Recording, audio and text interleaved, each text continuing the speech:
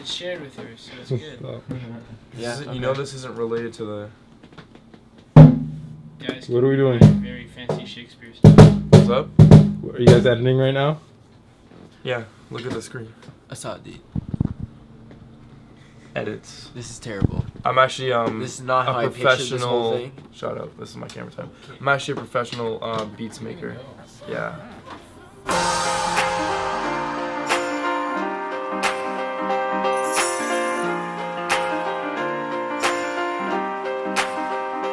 Angels sent from above, Welcome back from listening to our cover of Hymn for the Weekend. So, right now we're going to explain the process that we went through and the steps we took in order to make this song. We'll start with what we started off with, and that was Daniel playing the piano. As you can hear, Daniel had a main role throughout that whole thing, keeping that piano driven and exciting.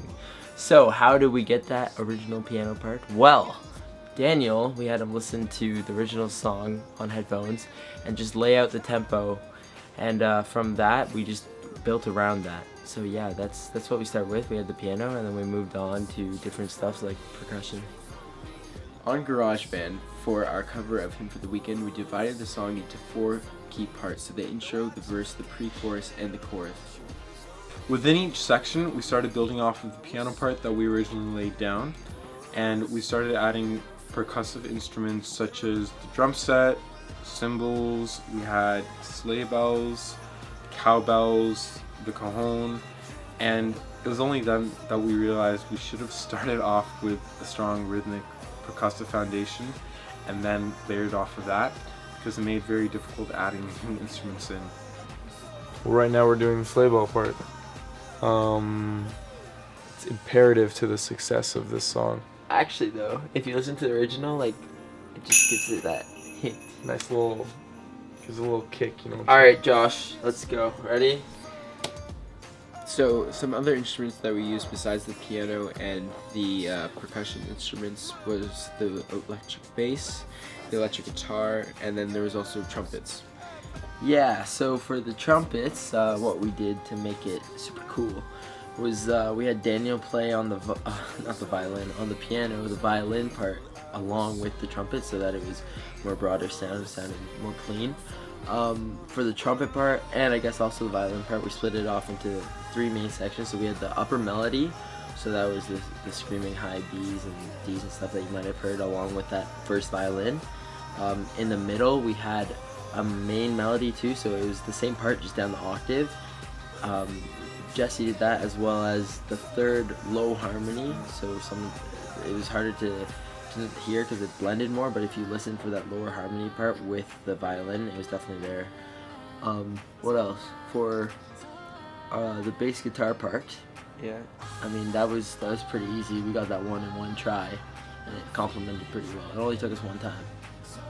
One time? Yeah, one time. Yeah.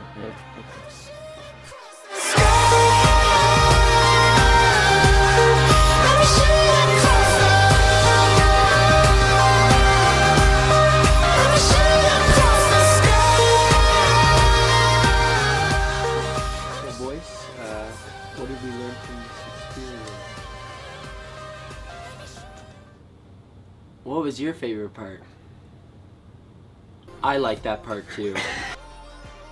I think it's interesting that it took us countless hours and many moments of frustration and ripping out hair to record a song that's already been written. I'm actually balding. Yeah, That's why I'm and wearing then a hat. the artists that actually create these songs actually have to come up with chords and the melodies first.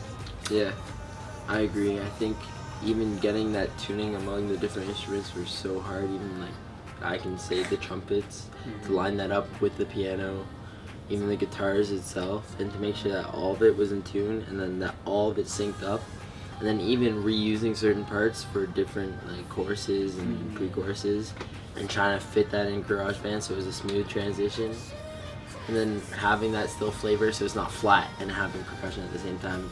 I think it's so much effort for a song that's already out there. Yeah. And even what Daniel said earlier about we should have started with the percussion track, like we definitely remembered to do that next time. And like, If there is so- a next time. No. Yeah. And I think also- we're done with it. Also make sure you use a metronome. Yeah. Yeah.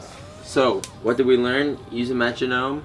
Start with percussion, because if you start with piano, it could go anywhere. Mhm. And appreciate original music before you just throw it away and say this cover is better.